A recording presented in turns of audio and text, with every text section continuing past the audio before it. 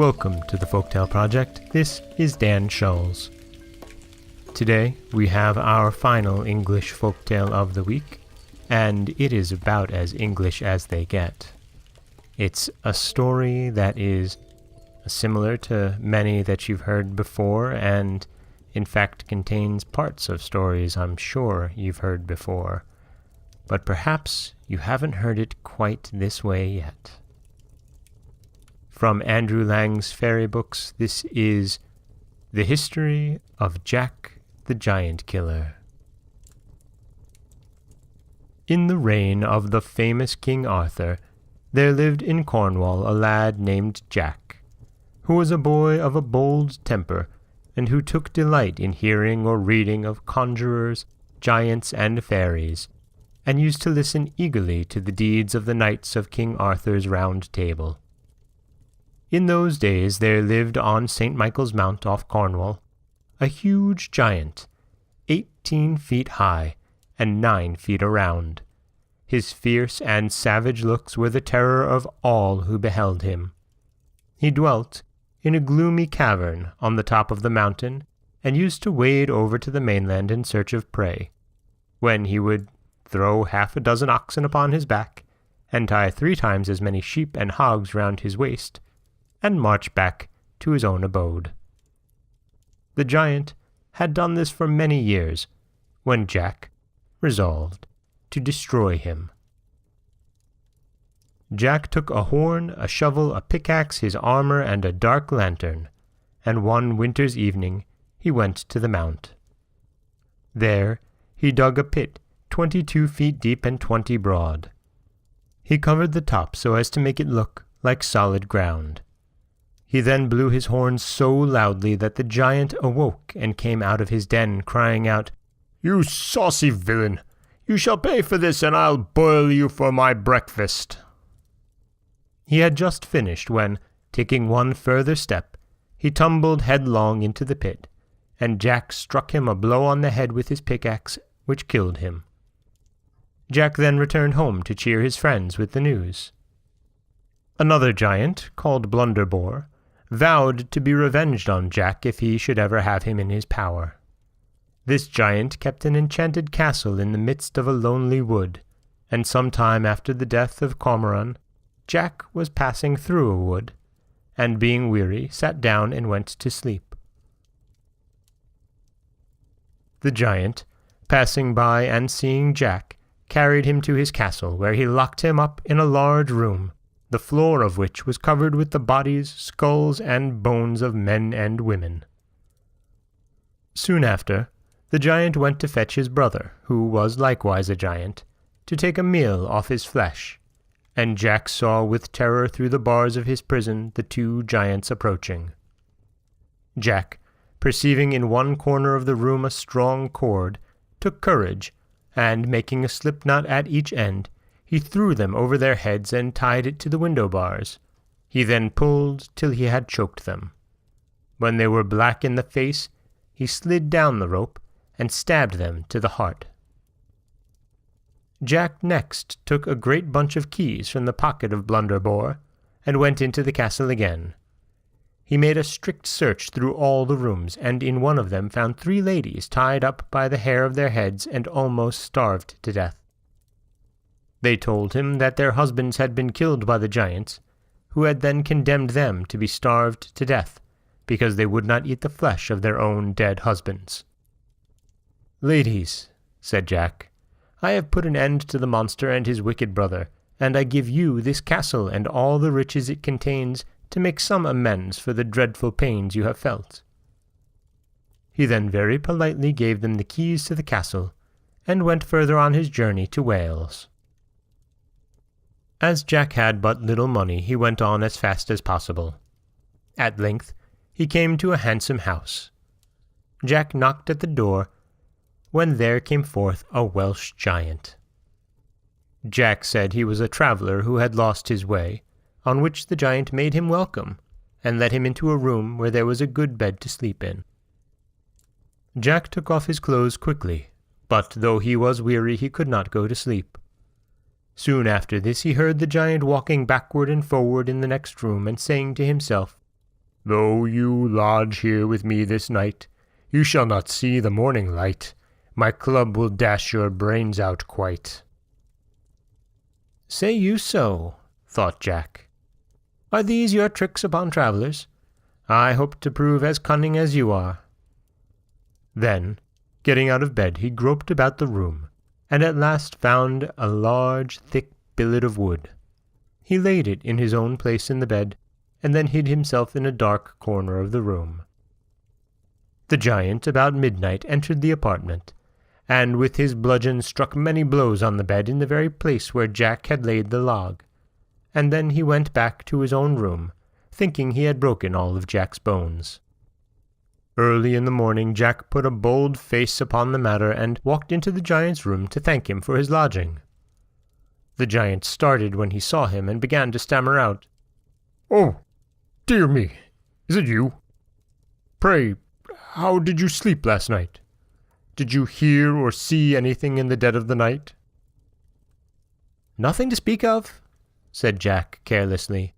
"A rat, I believe, gave me 3 or 4 slaps with its tail and disturbed me a little, but I soon went to sleep again." The giant wondered more and more at this, yet he did not answer a word, but went to bring 2 great bowls of hasty pudding for their breakfast. Jack wanted to make the giant believe that he could eat as much as himself, so he contrived to button a leathern bag inside his coat, and slipped the hasty pudding into this bag, while he seemed to put it in his mouth. When breakfast was over, he said to the giant, "Now I will show you a fine trick. I can cure all wounds with a touch. I could cut off my head in 1 minute, and the next put it sound again on my shoulders. You shall see an example." He then took hold of the knife, ripped up the leathern bag, and all the hasty pudding tumbled out upon the floor. "Odd sputter her nails!" cried the Welsh giant, who was ashamed to be outdone by such a little fellow as Jack. "Or can you do that yourself?" So he snatched up the knife, plunged it into his own stomach, and in a moment dropped down dead. Jack, hitherto been successful in all his undertakings, resolved not to be idle in future, and therefore furnished himself with a horse, a cap of knowledge, a sword of sharpness, shoes of swiftness, and an invisible coat, the better to perform the wonderful enterprises that lay before him. He travelled over high hills, and on the 3rd day he came to a large and spacious forest, through which his road lay. Scarcely had he entered the forest when he beheld a monstrous giant dragging along by the hair of their heads a handsome knight and his lady.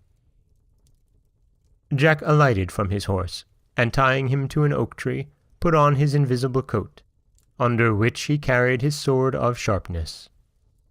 When he came up to the giant he made several strokes at him, but he could not reach his body, but wounded his thighs in several places, and at length, putting both hands to his sword and aiming with all his might, he cut off both his legs. Then Jack, setting his foot upon his neck, plunged his sword into the giant's body, when the monster gave a groan and expired. The knight and his lady thanked Jack for their deliverance and invited him to their house to receive a proper reward for his services. "No," said Jack, "I cannot be easy till I find out this monster's habitation." So taking the knight's directions, he mounted his horse and soon after came in sight of another giant, who was sitting on a block of timber waiting for his brother's return. Jack alighted from his horse and, putting on his invisible coat, approached and aimed a blow at the giant's head, but, missing his aim, he only cut off his nose. On this the giant seized his club and laid about him most unmercifully. "Nay," said Jack, "if this be the case I'd better dispatch you." So, jumping on the block, he stabbed him in the back, when he dropped down dead. Jack then proceeded on his journey and travelled over hills and dales till, arriving at the foot of a high mountain, he knocked at the door of a lonely house, when an old man let him in. When Jack was seated, the hermit thus addressed him. "My son, on the top of this mountain is an enchanted castle, kept by the giant Galligantus and a vile magician. I lament the fate of a duke's daughter whom they seized as she was walking in her father's garden and brought hither transformed into a deer. Jack promised that in the morning, at the risk of his life, he would break the enchantment, and after a sound sleep he rose early, put on his invisible coat, and got ready for the attempt.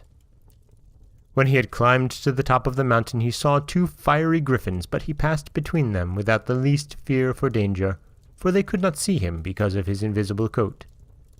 On the castle gate he found a golden trumpet, under which were written these lines: "Whoever can this trumpet blow shall cause the giant's overthrow." As soon as Jack had read this, he seized the trumpet and blew a shrill blast, which made the gates fly open and the very castle itself tremble. The giant and the conjurer now knew that their wicked course was at an end, and they stood biting their thumbs and shaking with fear.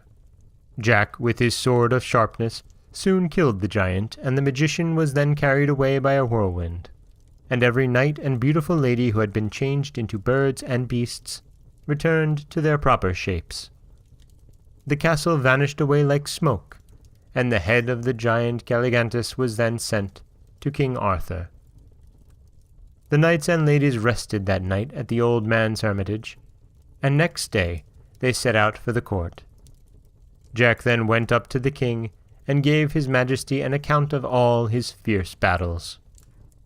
Jack's fame had now spread through the whole country, and at the king's desire the duke gave him his daughter in marriage, to the joy of all his kingdom.